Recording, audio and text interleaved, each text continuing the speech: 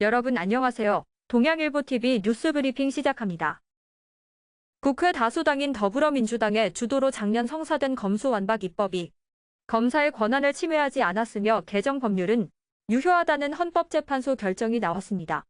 헌재는 국회 입법 과정에서 당시 법제사법위원장이 국민의힘 의원들의 심의, 표결권을 침해했다면서도 법사위원장과 국회의장의 법률 가결 선포 행위는 무효가 아니라고 판단했는데요.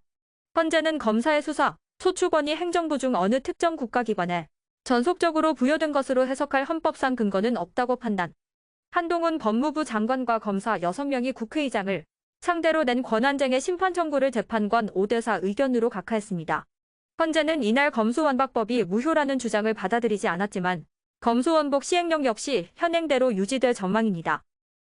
검찰과 경찰이 기독교복음 선교회 총재 정명섭 씨의 여신도 성폭행 혐의 사건과 관련해 압수수색을 벌이는 등 강제 수사에 나섰습니다.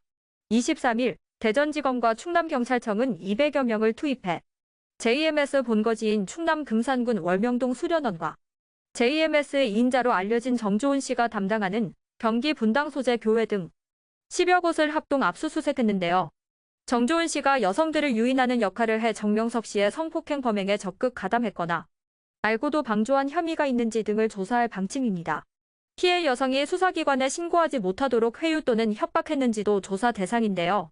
검찰 관계자는 앞으로도 충남경찰과 긴밀히 협력해 피해자들에 대한 보호와 공소 유지에 힘쓰고 정명석의 추가 범행과 공범에 대한 엄정한 수사를 통해 죄에 상응하는 처벌이 이루어질 수 있도록 하겠다고 말했습니다. 세종시가 시의회를 통과한 뒤에도 계속 논란이 되는 세종시 출자 출연기관 운영에 관한 조례 개정안을 공포하지 않기로 했습니다.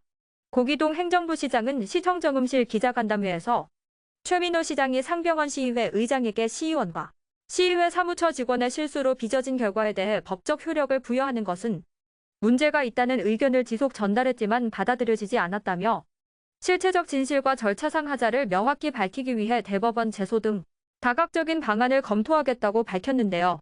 한편 지방자치법은 지방의회에서 가결돼 확정된 조례를 자치단체장이 닷새 이내에 공포하지 않을 경우 지방의회 의장이 공포하도록 규정하고 있습니다. 이에 따라 최 시장이 조례를 공포하지 않더라도 상병원 의장이 공포하고 이후 20일이 지나면 개정 조례는 효력을 갖게 됩니다. 이날 최 시장은 해외 출장에 따른 과로 등을 이유로 병가를 냈습니다. 청주 오창읍 주민들이 네오테크밸리 일반산업단지 개발 사업을 결사반대하고 나섰습니다.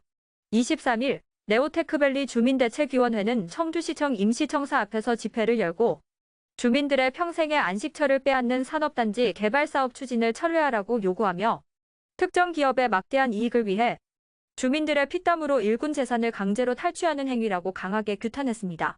취합하여 사업지구 지정 철회를 요청하고 있는 상태다.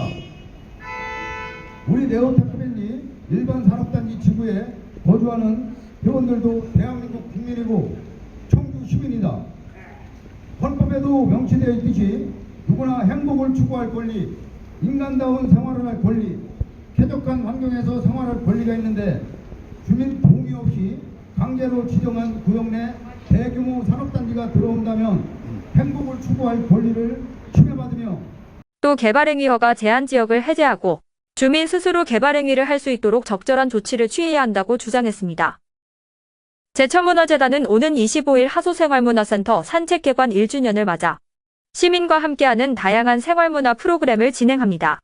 하소의 산책이 첫 돌을 주제로 아티스트 준디아의 요요 퍼포먼스 공연, 사전 접수자 대상 장명루 팔찌 만들기 체험 등인데요. 하소생활문화센터 산책은 시민들이 산책하듯 일상적 생활문화를 향유한다는 의미를 담아 국비 등 70억 원을 투입해 지하 1층, 지상 4층 규모로 건립됐습니다. 지금까지 동양일보TV 뉴스브리핑이었습니다.